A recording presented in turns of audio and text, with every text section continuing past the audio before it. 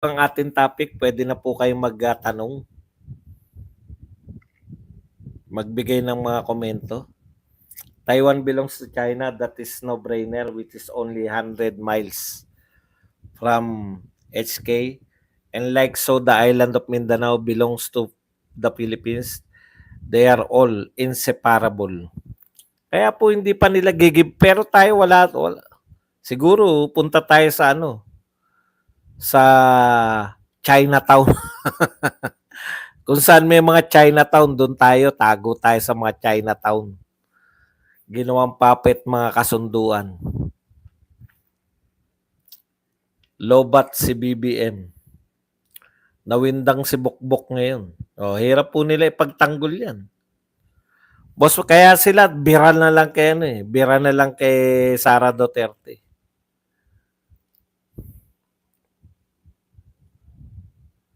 Boss Buds, mababa palitan ng Bitcoin ngayon. Wala, hindi po ako sa Bitcoin. Hindi ko kayang aralin yan kasi talagang ang Bitcoin tsambahan, no? Makachamba ka. Swerte mo. Wala siyang Hindi kasi siya tunay na kumpanya. Alam niyo yun? Depende lang sa kaya mahirap po yung Bitcoin. Okay naman mga amo ko Chinese, ang lalaki Vietnamese, ang babae up to date ng pasahod at makapako anytime watching from Dubai. Noon may mga armas tayo at malakas ang AP, kaya lang nang pinaalis ang US base, pinabayaan naman ng dating president at mga politiko, hindi nag-budget malaki sa AP, kaya yan ang result. Alam niyo po, hindi po totoo yan. Eduardo Mahinay. Alam niyo po, eto BGC, dating Port Bonifacio to. Meron po yan, nakabatas po yan, no? Yung mga i-convert yung mga bases, yung mga US bases, kinonvert po yan commercially. Lahat po yan, pati po yung sa Camp Janhay, nakita nyo, biglang mga nagkaroon na ng mga hotel, nagkaroon na ng yung Camp Janhay, naging mga malaking bahagi niya, naging golf course, tapos naging may pabahay ng mga pangmayayaman. Talagang ang purpose po nun, nung i-privatize yung mga bases, yung kikitain doon to modernize the AFP. Malaki pong pera to eh. To kinonvert to BGC. Mahal po binayad dito. Binili po yung mga bases natin para i-convert. Doppelganger, thank you very much sa 320 yen. Edgar de la Cruz, thank you very much sa 99 pesos na pangkape. Yan. Dami po na ibenta. Ang problema, ano nangyari? Ano nangyari sa pinagbentahan? Bakit hindi na-modernize yung AFP? Di ba? Yun yung malaking katanungan. Badong, kusa nang nagpapasakop ang tubig mula sa South China Sea. Binabahan na ngayon ng China at may parte din na lugar na sobrang init. Nasa 40 degrees Celsius na karma sila ngayon. Alam nyo, pati nga Hong Kong, napakainit nung nagpunta ako. Grabe.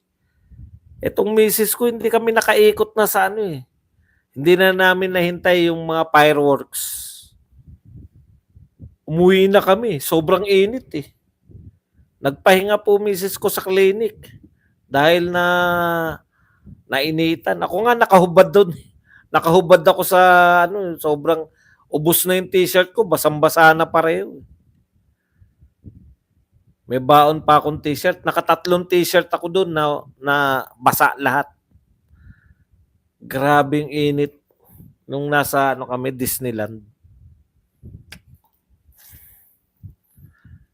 Kawat ba ni Ramos? Hindi pa po ako naka-ano nun, hindi ko pa nasusubaybayan. Basta alam ko panahon ni Ramos, marami na ibenta. Ang tanong, saan napunta yung mga napagbentahan? Akala ko ba pang AFP modernization yan?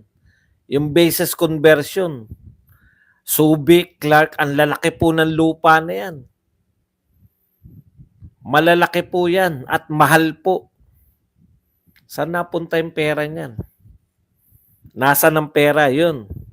Preoccupied kasi ang Amerika, may sigalot na nga sa Europe at sa Middle East. Totoo yan. Kaya wala po sila, pamaski yung Taiwan, talagang usap sila ngayon ng China. Very willing po yung China. Hindi naman po purpose ng China. Yung US kasi kumikita yan eh. Di ba? Kumikita yan sa gera eh. Kada may gera, bebenta ng mga armas yan. Maraming kanong sa Clark. Boss, tingin mo kahit ano ba gawin ng China sa ating mga PCG at AP dyan sa WPS, parang baliwala lang, kawawa naman bakit ang India nakikipagduraan at paluan, walang gera nangyari, ganyan ba katatanga gobyerno? Ayaw nating mag-escalate, ayaw nating tumira. Nung panahon ni Duterte, nanghuli pa tayo ng mga nangingisda eh. Ngayon, wala na eh. Kung kailan tayo nagtatapang-tapangan sa salita, doon tayo walang magawa talaga actually. Kasi nga, kaibigan tayo ng China noon. Kaibigan si Pangulong Duterte. Kaya kahit pa paano, igagalang nyo rin yung mga Coast Guard ng Pilipinas. Kaibigan natin yan. Ngayon, di tayo kaibigan. Ano yung paggalang sa atin? Wala. Heatwave sa Europe, boss. Turkey, Greece. May ayuda nga. Pinipili lang, kaya mas maraming galit. Hindi nila alam, nagbabackfire sa kanila yun, you know? Di ba? Kung maraming hindi nabibigyan ng ayuda. N22, thank you very much. Belated happy birthday, Boss Buds. Birthday ko today. Uy, happy birthday, N22. Kumusta naman ang buhay natin? Saan tayo nag-celebrate? Happy birthday, N22. Ilang taon ka na? Bawal itanong. Sa babae, bawal itanong yan. Pero mga hula ko kay N22, siguro nasa 25, 26, ganun. Nakita ko na sa personal yan. Magandang babae. BBM the best president. Marami siyang binangag. Boss Buzz, pasummarize ng mabilisan kung bakit nawala sa Pilipinas ang Scarborough Shoal at Sabah. Yung Sabah, hindi ako sigurado. Pero Scarborough Shoal kasi, di ba? Yan yung panahon po ng ano yan eh. Panahon po ng actually atin talaga yan, tayo nagpapatrolya dyan nun eh. Nung pumasok po yung China, standpoint, nagkaroon ng ano tawag doon? Ano yung right term dyan? Yung Navy natin tsaka Navy nila diyan sa Scarborough, di ba? Ayaw ng standoff. Yan. Standpoint. Standoff po yung China tsaka Pilipinas. Navy Navy to. Pandigma. Ngayon, very willing po yung ating very willing po yung ating Navy na makipagbakbakan. Hindi naman gera yun, bakbakan lang, insidente. Pinalayas tayo ng Amerika. Sabi ng Amerika, through Romualdez at Del Rosario. Sabi, na sabihan na namin yung China, pareho kayong aalis dyan sa lugar. Yun lang. Tayo umalis, yung China hindi umalis. Kaya hindi na tayo makapasok. Pero panahon ni Duterte, yun, doon nagsimula na naangkinan ng China yung lugar na yun. Hindi na tayo makapasok. Pero panahon ni Duterte, dahil nakipagkaibigan tayo, pinapayagan na yung mga mangingisda natin uli. Yung komplikado yung sa Saba eh. Sa Saba atin yan by virtue of regalo sa atin yan, no? 'Di ba? Ng Brunei. Tumulong yung Sultan. Yung Sultan ng Sulu, tinulungan yung Brunei, niregalo yung Saba. Tapos yung in return, dahil yung Sulu ay sakop ng Pilipinas. So, inano sa atin, pinakiklaim ng Sulu Sultanate yung Saba na yan. Actually, inupahan sa atin yan. Yun yung pinakamatibay na claim natin na atin yan kasi nangungupahan yung Malaysia. Mas mayaman yan pero ayaw natin galawin. Mas madaling kalaban yung Malaysia kung tutusin. Billy, thank you very much. 7.99. Boss, may pinirmahan naman si BBM na itataas ang tariff ng mga imports. Mukhang gumanti dahil tinaas ng 500% ng US ang tariff ng mattresses to Pinas. Yun na nga no? Kaibigan na kaibigan natin yung US, pero grabe, no? Pati nga sa passport, di ba? Hirap tayong pumasok sa US, samantalang yung ibang lugar, no? Dali lang nakakapasok sa US. Hindi natututo ang gobyerno natin, di ba? Nga sabi ni PRRD, kung hindi mo kayang batiin, isa-isa, wag mo nang batiin. Isa-isa, lahatin mo na, parang ayuda yan. Dapat, pag nagbigay ka, lahatan na para walang magalit. Ang purpose nila dyan, mamuliti ka eh. Tignan yung pinapalabas ngayon. Parang rockstar si Martin Romualdez. Habang namimigay, putya, parang rockstar pala eh. Yung rockstar, hindi namimigay ng ayuda eh. Ang tunay na rockstar, yung mga Duterte. Walang pinamimigay yun sa maisog. Hinaharangan pa, pero grabe tao.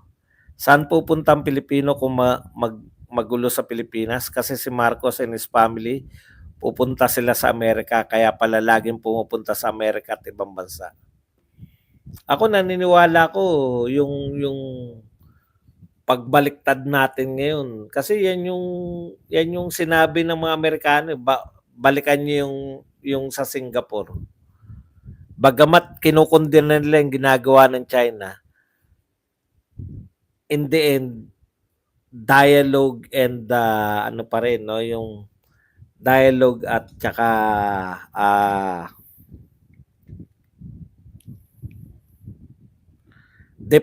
diplomacy, yun pa rin daw ang dapat manaig dyan. Yun eh. Kaya ayaw talaga nila ng gera sa China. Ayaw talaga nila. Sa panahon ngayon, ayaw nila sa panahon ngayon kasi subon-subo eh. Subon-subo talaga sila sa Japan, sa Israel at saka sa Ukraine. Wala tang si Tambaloslo sa Mindanao, boss. Sabi sa news, 90k na tao nabigyan ng ayuda sa Surigao. Pero ni isa walang nag-video na nabigyan sila. Mukhang di totoo 90k na katao. Kahit ba project nila na may nabibigyan, hindi naman buboto yung mga pinaprojectan. Marina Woodard, 279, thank you very much. Tsaka hindi po tatagal yan pag ayudang-ayuda lang na ganyan. Tignan nyo po, baka may mga nagpakape na hindi natin nagawang moderator.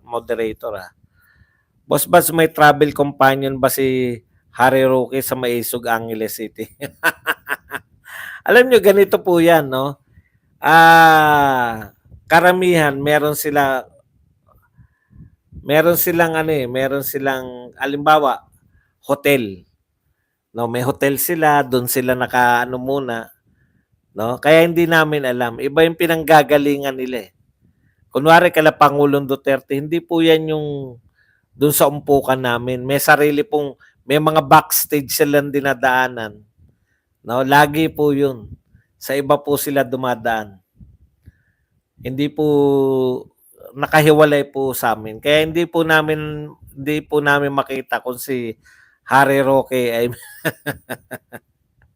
merong travel companion.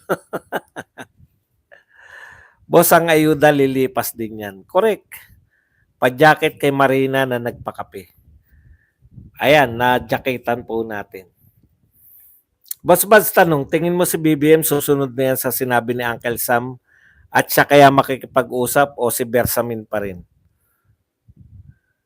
Susunod. Kita nyo naman ngayon, di naman nila pinalala. They sell modern equipment to Taiwan, SK in Japan because they have money. Miski tayo, binibentahan tayo. Welcome sa Blue Marina Woodard. Maraming mawawasak din ng mga infrastructure sa China kapag magkagera din at wasak din ng Pilipinas.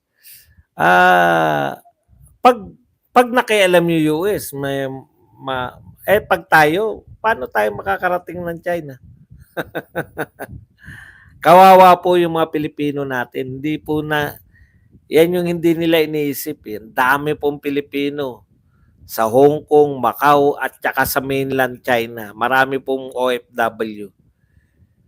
Panay ayuda ni Tambaloslos sa presidential survey, wala man lang lumalabas na name niya. Pangmalakasan ng tira ng mga BBM vloggers, Boss Buzz. Dumadaan sa feed ko, di naman ako nanonood sa kanila. Puro tira lang. Yun lang naman kaya nila eh.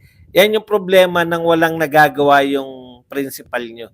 Gregory, thank you very much sa 2001. Nung panahon ni Tatay Digong, natatandaan ko, pinagtatanggol natin yung mga proyekto niya. Kasi binabanatan siyempre, di ba?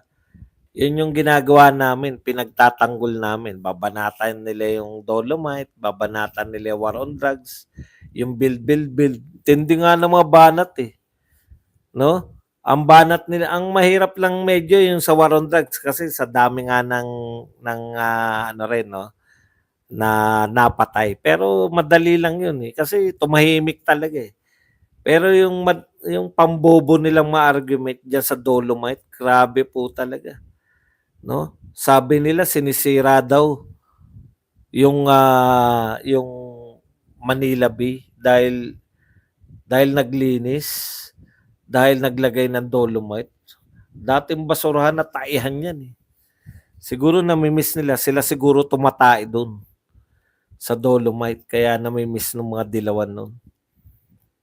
Pati yung mga build. Bakit daw panay mga tulay? Bakit kalalsada? Nakakain ba yan? Puta, mga pangbobong argumento ng mga dilawan. O ngayon po, balita ng mga dilawan, no? Yung nakikipag-unahan. Si Leni Robredo, tatakbo na lang daw sa mayor ng Naga. Goodbye na sa national politics. Makakalimutan ka na sa 2025. Hindi pa nga naayos natin ang Marawi. Sir Buds, bakit si E.S. Bersamin nagsasalita? Di ba paperworks at command lang siya, halatang hindi siya sanay sa manghilot ng balita. Talagang, di ba? Hindi naman siya politiko. Kinakailangan eh. Sana mag-attend si BP Sara sa mga maisog prayer rally. Yan po ang alam ko wino-workout. Boss Buds, guilty ba si Laila de Lima sa drug case o na-set up lang? Alam nyo, magsabi lang ng guilty, korte.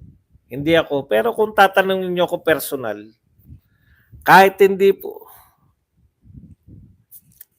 talagang may, iba yung nalaman natin eh. Hindi naman po yun, di ba? Na yung inamin niya na may relasyon sila ni Dayan. Yung mauna, tapos si Dayan, sabi niya siya yung collector, bagman. Tapos yung mga pakikipag-ugnayan niya sa bilibid, kung sapat na ba yun para maging guilty siya o hindi. Hindi po tayo magsabi niyang korte. Pero narinig natin eh. Frailties of a woman. Narinig natin yan sa, 'di ba? Sa Congress. Kumakain kami, Mike Raptors, boss ng pandesal. US Embassy near Dolomite Beach benefits. Tahimik si Mike Raptor, abi ngayon, Sir Bats, mukhang nabulunan yata. Hindi, meron pa rin. Binabanatan niya si Sara Duterte. Boss Bats, di ba nila naisip na kahit pitikin lang ng ilong di tayo mananalo sa China, sa dami na para nilanggam tayo? Boss Bats, marami akong backlog sa LS nyo. Favor, pa-upload po please ng iba nyong Q&A. Salamat po. Sige. Hindi rin ako nakakapag-upload kasi kay BBM, paano mo ipagtatanggol? Wala namang nagawa. Correct. Di ba? Paano mo pagmamalaki yung nagawa? Halos wala naman. Ano lang nga, yung groundbreaking, panay groundbreaking. May groundbreaking na naman. Nakakatawa talaga to, panay groundbreaking. Pwede na naman nilang ngat-ngatin mga tulad. Pindot na, bakit sa Mindanao lang may ayuda? Mahina kasi sila sa Mindanao eh. Tumitingin din sa survey. Talagang ito political lang eh. Tinitignan nila yung survey, halos wala sila sa Mindanao eh. Wagas ang pag-iibigan ni Laila at ni Manong Dayan, sabi pa ni Kong Fred Neil Castro, sana all. Boss Bad, sino mas makakatulong sa Pinas? Biden o Trump? Wala. Wala, kaya lang ang maganda kay Trump, kaya niya makipag-deal sa China. No, hindi niya tayo kukonsintin na kasi may hand naman talaga, aminin man natin at hindi, may hand talaga diyan yung US sa pagpapalala ng sitwasyon diyan sa West Philippine Sea. Kay Trump, ayaw niya ng gulo-gulo. Gusto, negosyante kasi si Trump eh. Kaya niya makipag-negotiate pa, bagay sila ng China. Boss Bats, bakit hindi ka naglalapag ng GCash number mo? Yung iba walang credit card o PayPal. Pasensya na po kayo, hindi po ako naniniwala sa ganun. Ayoko nang paliwanag kasi baka masaktan yung mga nag-GCash eh.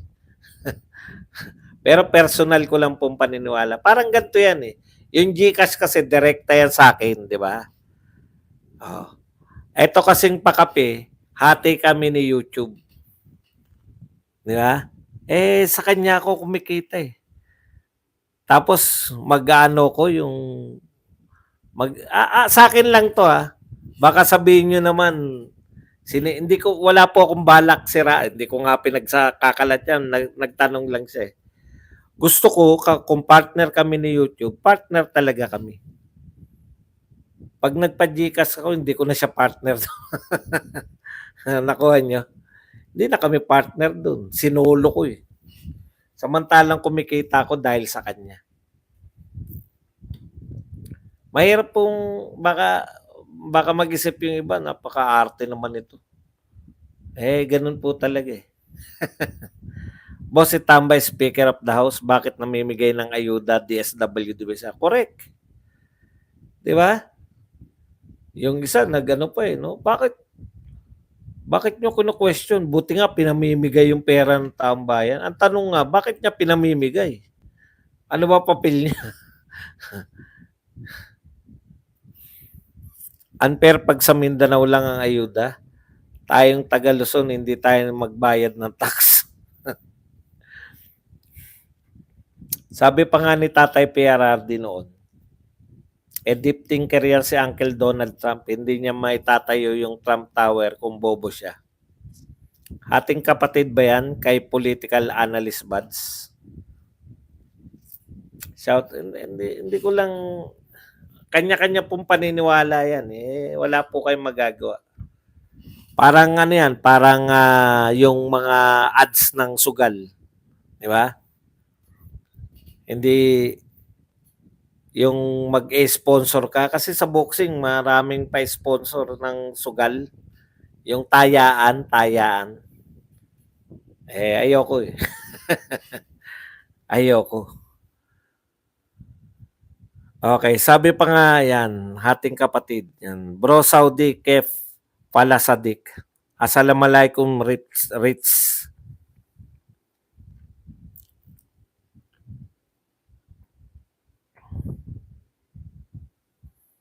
DDS ba yung mga vloggers na binoto si Doc Willie compared kay Inday? Alam niyo, wag niyo na po intrigahin. Tapos na yan eh. Nagdigmaan na po kami. Dumaan na po kami. Late na po yan. Alam niyo sa politics. Di ba? Addition. No, nung panahon na nagkabanatan na kami riyan, siguro tapos na yan, magkakakampi naman kami ngayon na Duterte. Pagka hindi na uli sila Duterte, di banatan uli. Ganun lang naman yun. Pag baril lang ginamit, guncident, pero pag palakol, accident. Kaya pala accident yun. Tama naman talaga si Pepito, no? Kaya pala accident.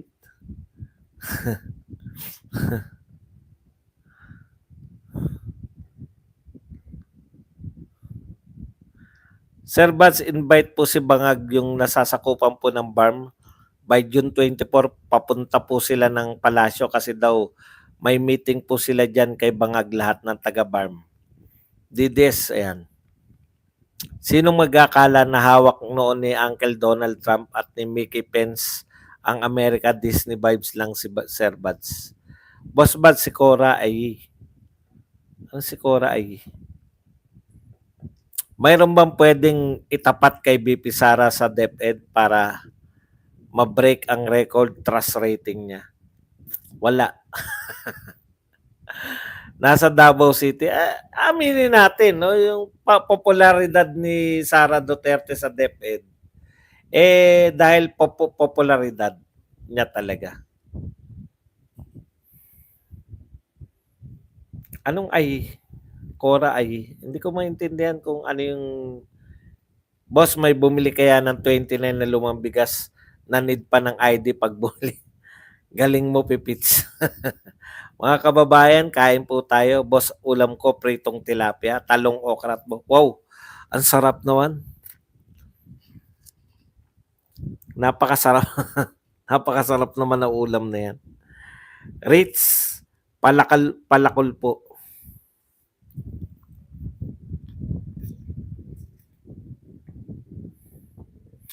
Si Lisa kakusapin si BP Sara, mukhang suntok yata yan sa buwan. Ma'am Tess.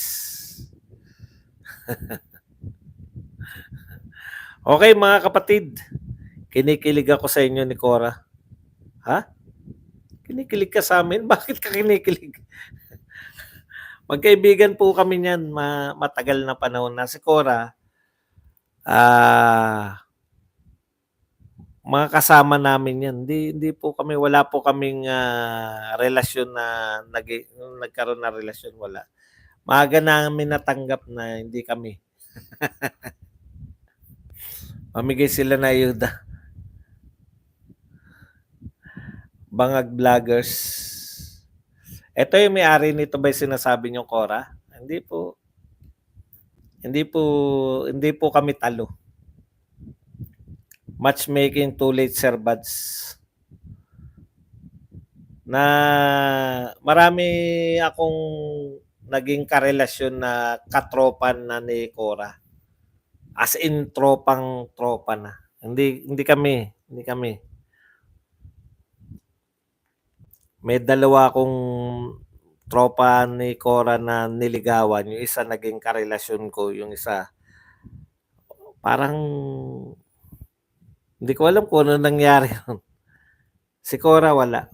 Ano talaga yan. Yung kung meron kang pwede kang makausap na tao, yun. Pero mga ganun, di ba? Magka-wavelength kayo, pwede kayo. Pero hindi kami nag-usap. Matipid ang usapan namin. Hindi sila talo hindi po kami. Ngayon pa ba naman may asawa na ako. Hindi kahit na ano po, Yung mahirap ipaliwanag yun eh, yung na-realize nyo na magkaibigan kami nito.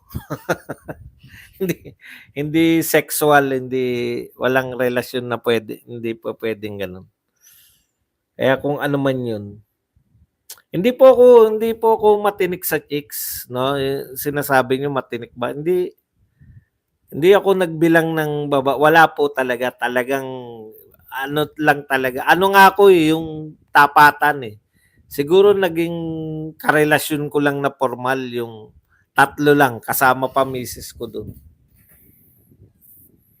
Ganun po ako ka banban pagdating sa pambababae. Wala akong katinik-tinik sa chicks. Maniwala kayo sa akin. Hindi ko iboboto yan si Mama Lenlen sa pagka-bystanod. Never po ako naging hindi marami ako insecurity sa buhay kaya hindi ako mapaligaw.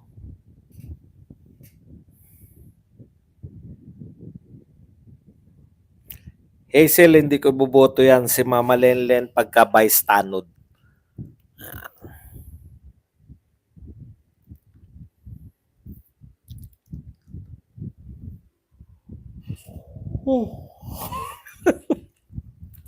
Hindi kasi ako natulog.